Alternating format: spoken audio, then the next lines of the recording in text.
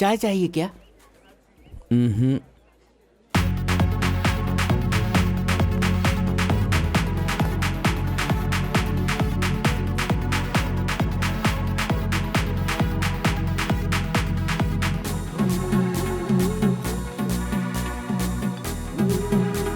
ये कमीना उसे बिगाड़ रहा है।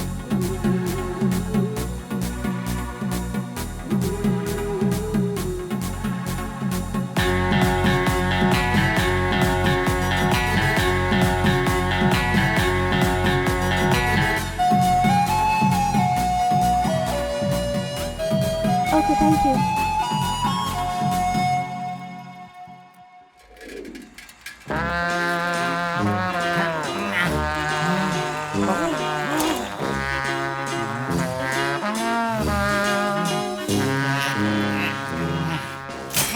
एक, दो, तीन, चार, हे, 5, 6, जब चाय के लिए पूछा था तो तुमने कहा पैसे ही नहीं वो है। लड़की जो पैसे देकर गई ना, वो मुझे दे दो अंकल जल्दी।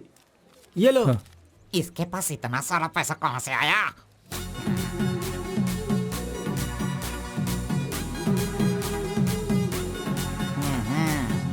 आइए सर।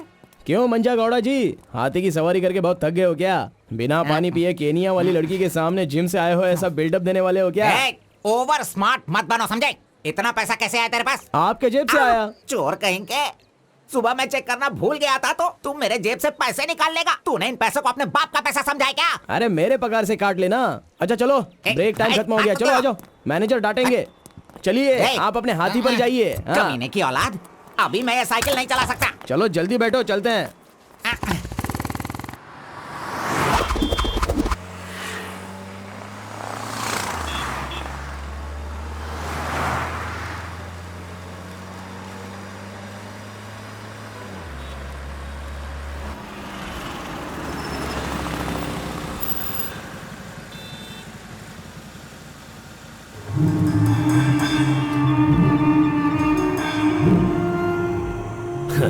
इस गांव में कितनी इज्जत के साथ रहता था ये, और आज भीख मांगने की नौबत आ गई है इसकी। थू, यही तेरे लिए सही है।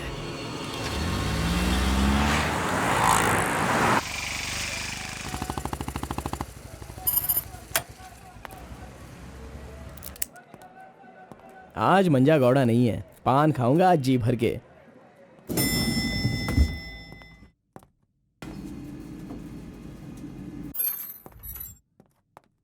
एक्सक्यूज मी सर, मैं गिरीश एक्सपोर्ट से आया हूँ। हाँ, आपका चेक रेडी हो गया है। हाँ सर। ये लीजिए। Okay, thank you sir. Okay. 10 रुपए का पत्ता और सुपारी दे दो। अरे सुपारी भी दो ना।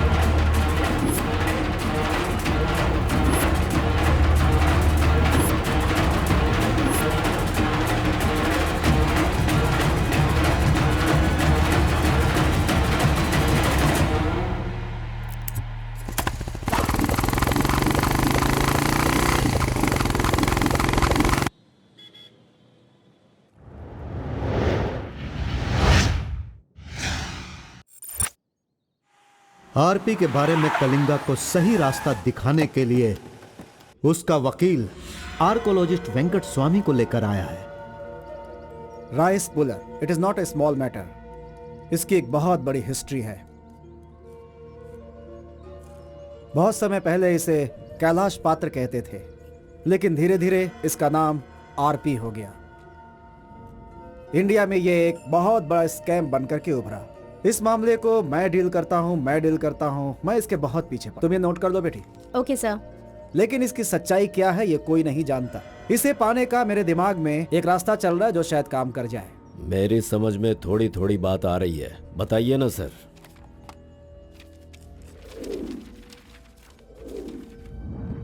ये बात 1500 एडी की है।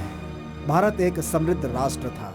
उस समय भारत देश में अपार संपत्ति थी। धंधा करने के लिए पुर्तगाल से वास्को डी गामा जल मार्ग से भारत देश में आया। वहीं से इस देश का पतन होना शुरू हो गया।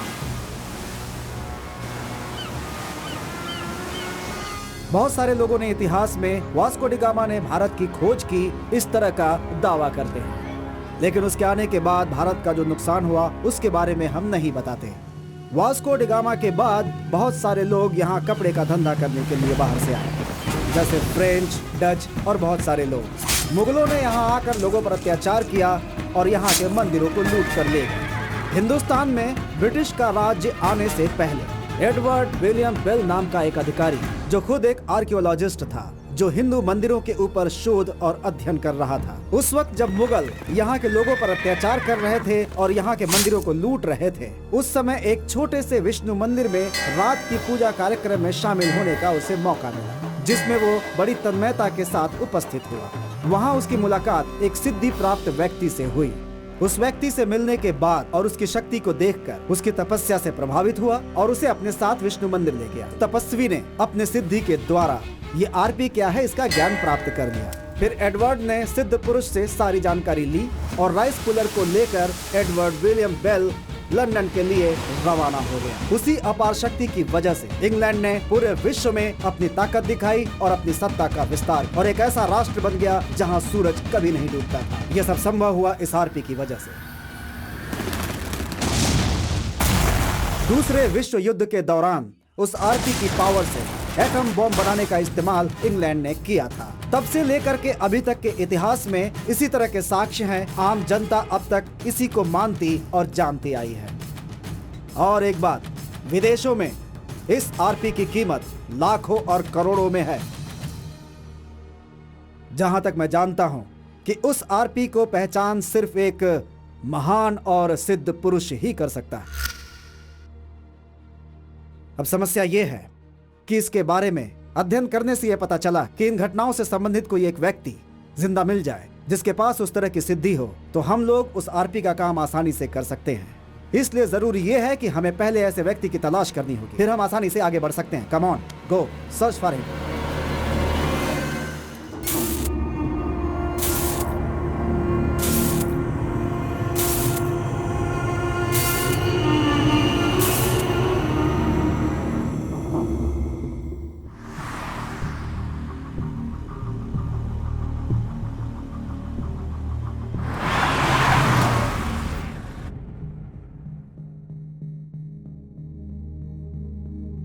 मुंह क्या देख रहे हो? खाना खाओ। आराम से खाओ। कोई जल्दबाजी नहीं है। आराम से खाओ। इन्हें नहलाने के बाद नए कपड़े पहनने को दो।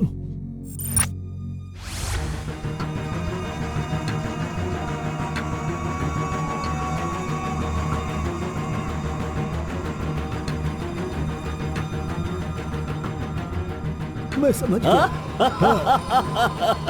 बहुत ही समझदार हो।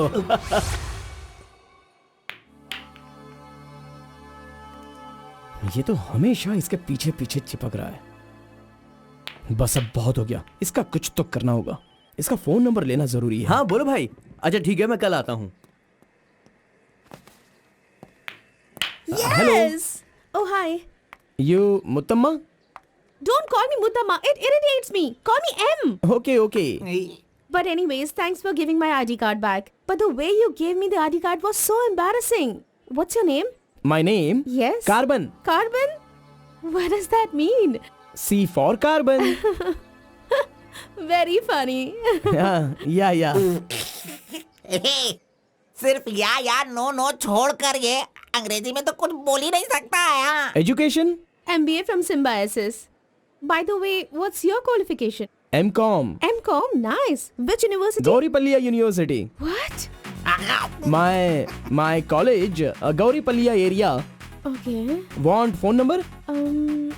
Sorry? Not your number. You want my number? is it? Yeah. Give me your number. I'll give you a missed call. Phone तो है नहीं, तो नंबर किसका देगा? मेरा तो दे सकता है ना। दो। Come on baby, time is up, let's go now. Bye. See you. See you later. अरे कबाब में हड्डी आ गया।